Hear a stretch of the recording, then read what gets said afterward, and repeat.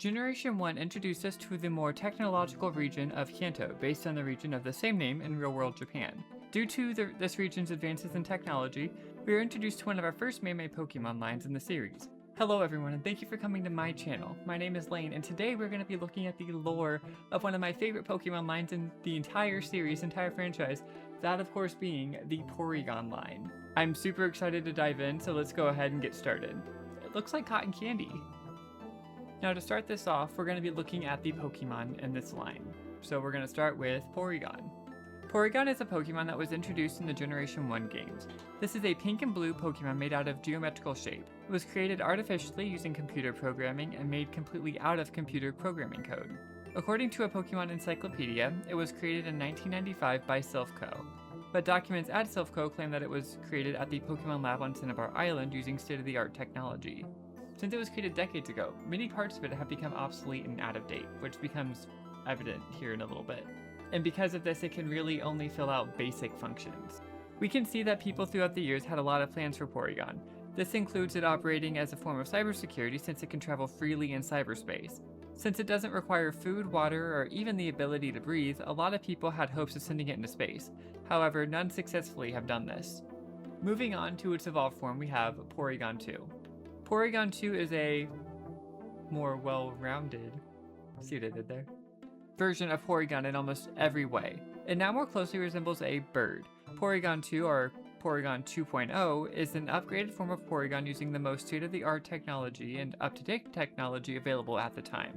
From Pokédex entries, we can learn a lot about Porygon2. It is artificially intelligent and capable of learning new behaviors on its own, including information it does not need to know. This is completely different from Porygon, who is only able to carry out actions that were directly given to it, or its orders. It can also speak a strange language only other Porygon2 can understand. As a result, it will sometimes perform motions or abilities that are not in its programming.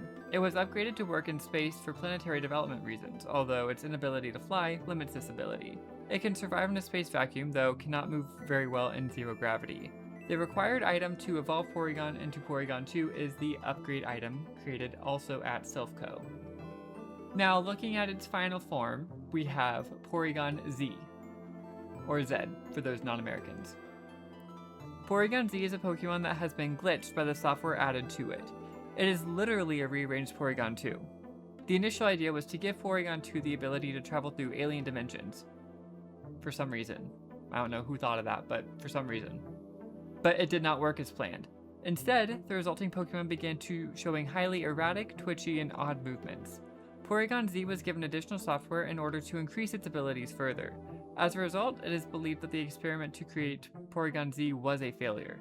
This has been attributed to the incompetence of the engineer in properly updating its programming, or is it, since Porygon2 evolved via the Dubious disc? Academics can't seem to agree whether Porygon-Z should be considered a true evolution of Porygon2. The Dubious disc that was used to create Porygon-Z is actually created by an unknown user. Or is it? Okay, so just to recap. In the mid-90s, Silco went ahead and they created a Pokemon called Porygon with the hopes of sending it off to space. However, it wasn't able to fully survive in space, so they went ahead and reused it to navigate through cyberspace for cybersecurity reasons. However, due to its more primitive programming, it was only able to fill out direct orders. Then they went ahead and created an upgrade for Porygon, creating Porygon2. Porygon2 was able to retain majority of the abilities to navigate through cyberspace that Porygon was. However, now it gained the new ability to actually travel up to space. However, it lacked the ability to actually navigate in space, or in zero gravity. So, that's great, that's cool. They were able to get Porygon up to space, mission accomplished. But then they got the idea to send Porygon2 to alien dimensions. Still don't know why. Or do we? And to do this, they attempted to apply more upgrades to Porygon2. However, this did not have the impact that they were hoping for, causing Porygon to glitch out, to become odd and erratic, and creating the newest Pokemon in this line, Porygon-Z. So this does bring up an interesting question though. Who created the upgrade in the Dubious disc? Who was directly responsible for the creation of these Pokemon? Let's dive in. We do know that the upgrade item was created by Silco. In the Kanto games, we can only find this item as a prize in the Sevii Islands for completing the battle tower, and that's pretty much it. I presented a theory in an earlier video that when Team Rocket took over Silco, they stole the blueprints for this item and took it to the Sevii Islands where they held a base and they mass-produced them. They sold the upgrades to the battle tower as a way to fund their Sevii Island projects. Now this definitely makes sense because this is the first place in our Pokemon timeline where the upgrade item appears. Ignoring Hisui because that's like time travel shenanigans and we don't want to dive into that right now, okay? Thank you. All of this isn't super outlandish either, with Porygon having ties to Cinnabar Mansion and Silco, two locations heavily implied to be related to Team Rocket. Now this also plays into the idea of who I think created the Dubious disc as well. The first place in our timeline where this item appears is in the Johto region, where you can find it in between Mahogany Town and Galactic City on Route 42. So, major theory time. New theory at least. So if you watched the short that I created not too long ago, up there, if you have it, I went into the theory that the Rocket executives in the Sevii Islands are actually the Rocket admins from the Johto region. I think that they are in fact the people who wanted to take Porygon2 even further. So they are the creators, inadvertently, Team Rocket is at least, of the Dubious disc. If my theory that they stole the blueprints from Silco is true, they already had a know-how and working knowledge of the upgrade from their experiments in the Sevii Islands, and they were prepared to push its limits. If you remember from playing through Johto, Team Rocket has a base in Mahogany Town. Now remember where I said you can find the Dubious disc in Johto? On Route 42 in between Galactic City and Mahogany Town. I believe that they were working on the Dubious disc here in Mahogany Town. Then, with story progression, Team Rocket will take over the Goldenrod radio tower after you clear out the base in Mahogany Town. So, what path would they have needed to take to get quickly from Mahogany Town to Goldenrod City? Route 42 through Galactic City. So I think after their base was defeated, some scientist, some researcher, quickly gathered up all of his materials, tried to flee the building on Route to Goldenrod, and they may have picked up the Dubious disc and they may have dropped it in their haste. It's definitely a possibility. Now this also leads to another interesting theory as to why they were so interested in trying to research the extra dimensions, the alien dimensions out there. And I've got a theory for that one too.